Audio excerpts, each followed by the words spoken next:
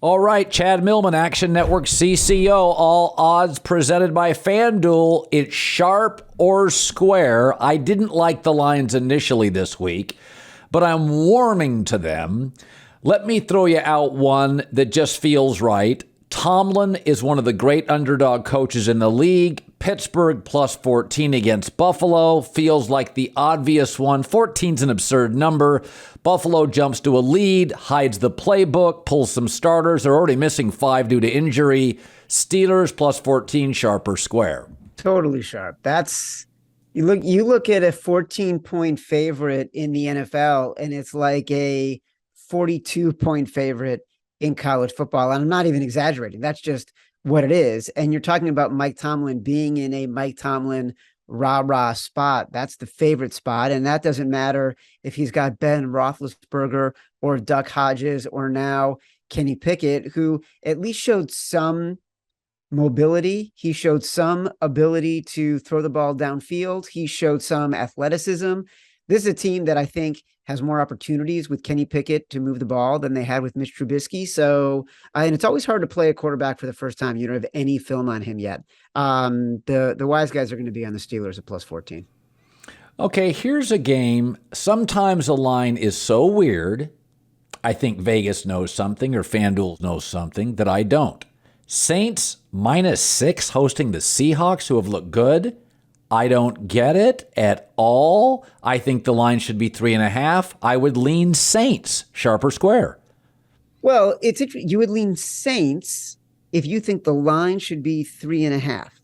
Well, there's something here I am missing. Now, I know the Saints defense is really good. They're at home. Geno has done it a little bit. They have rookie tackles.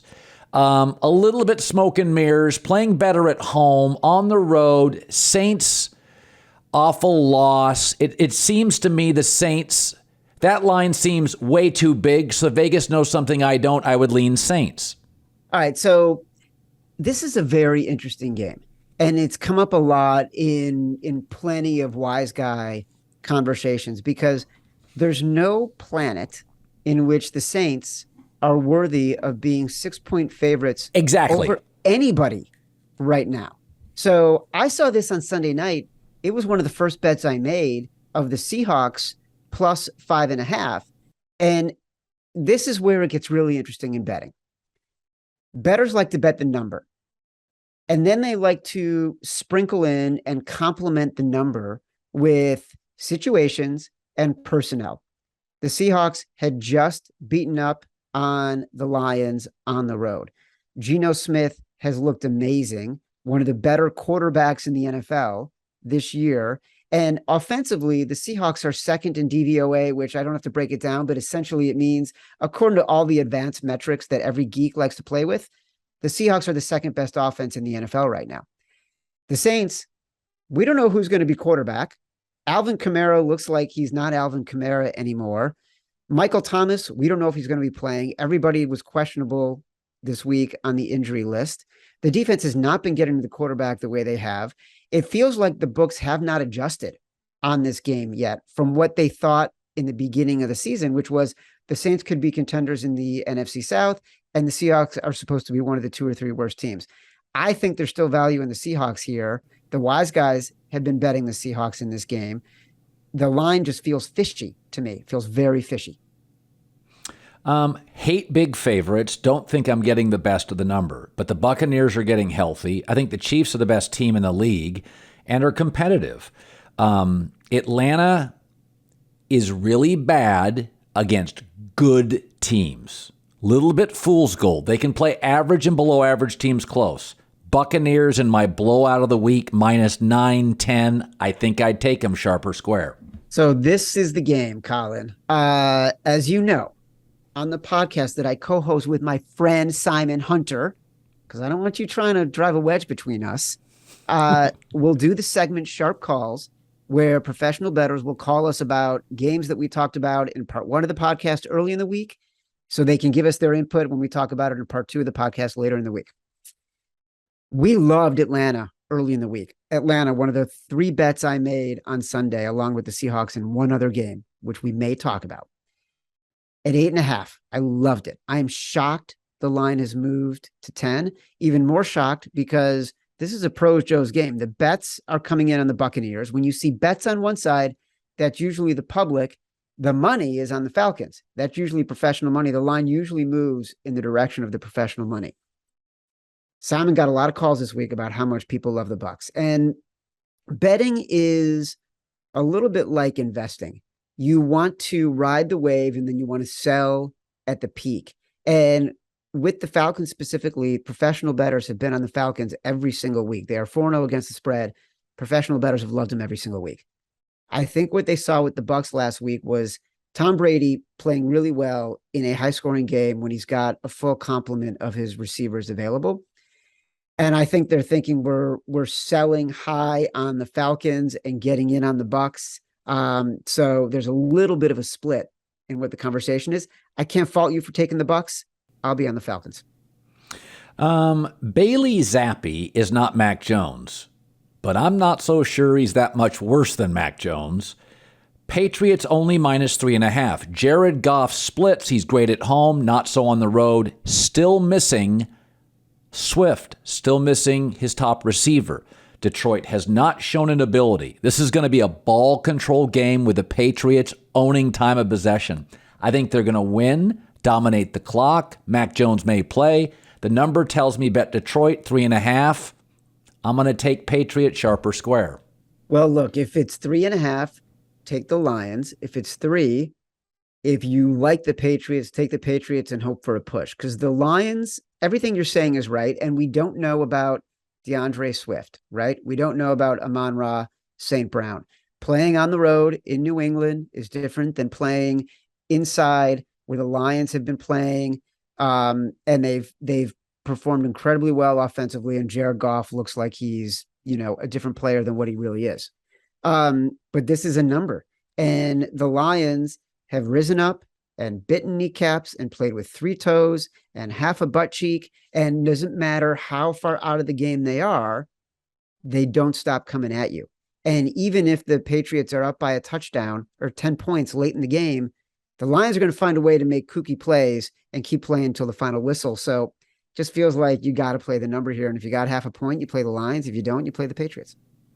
All right, here's a game where I liked the Rams initially. Then I got news. The Lions moved to Cowboys plus 5.5, and news. The Rams are missing another starting offensive lineman. They're now down to a right tackle off last year's Super Bowl team. Until Allen Robinson becomes something, they have a one-man wide receiving crew, beat up on the offensive line. I think they'll tread water, but at 5.5 with that injury, I would take Dallas and the point sharp or square. So that's square. And this line is moving really because the wise guys like the Rams a lot. They liked him at 4.5. They liked him at 5. They'll like him at 5.5. When you're betting, and this is technical, 5 to 5.5, it's a dead number. Games don't really land on those numbers. So if you're getting 4.5, you might as well bet the 5. You might as well bet the 5.5. If it gets to 6, then you want to reevaluate. But there's no real delta between 4.5 and 5.5. I bet this game at 4.5. The offensive line was in shambles, whether or not they were down one more player. Matthew Stafford has been getting pressured. This has been a challenging offensive year for the Rams. But they're betting against Cooper Rush here, okay? And what you're seeing is Cooper Rush starting off hot, not throwing interceptions. If you look beyond the final score in these games, look at who the Cowboys have played. They've played teams in disarray. They've played not very good teams. And Cooper Rush, while he doesn't have any interceptions, he's had 3 interceptions called back because of defensive penalties and 2 interceptions dropped. So this is not a team that is flawless in any way. And people, I think, are getting hypnotized by what he's done and by Micah Parsons and what he can do as a pass rusher against the Rams offensive line. But I don't think this Cowboys team is good enough to stay with the Rams. For the record, Kyle Allen won a bunch of games years ago as a backup. And then after about 4 games, everybody got tape. And then Kyle Allen's back to being a backup. That, by the way, is the exact comp. I've heard so many people talking about that. this week that Kyle Allen is a perfect analog for this scenario. Okay, I took the Texans based on your recommendation last week and took it in the shorts. Yeah. I ask you every week for a bet you like. Fire away, sharp or square. The Texans last week was tough because they could have covered that game, right? And I'm glad you bring that up because the Texans played the Chargers. This week, the Chargers are on the road again. The Chargers are 3-point favorites at Cleveland. I'm not buying it. We talked about stock market terminology before. This is a buy low, sell high situation. The Browns coming off a loss to the Falcons, the Chargers coming off a road win against the Texans. The Browns have the best running back in football. The Texans are missing their best defensive player along the front seven in Joey Bosa. I mean, not the Texans, the Chargers. They're still missing their best offensive lineman and will miss him for the rest of the year, and Rashawn Slater. So you've got a better defensive front in the Browns. You've got a better rushing game in the Browns. You're playing the Browns outdoors, not indoors, outdoors, a really well-coached team. I love the Browns in this spot. I think the Browns are going to win this game. I actually feel like, Colin, I'm going to say it here now. It's October. Browns win this game. There's going to come a point in time later in the year when Deshaun Watson comes back in December. The Browns are going to be hanging around, and then all of a sudden they're going to get Deshaun Watson. We're going to see how well-rounded they are, and we're going to wish we had bought Cleveland Browns AFC futures in October. And finally, don't have a strong feeling on it, though I did tell you, starting in the second half against Dallas, I thought Cincinnati got right. I think Miami's a very good team. Beating them is impressive. Half with Tua, half with Teddy Bridgewater. The Ravens are struggling to score in the second half. Concerning.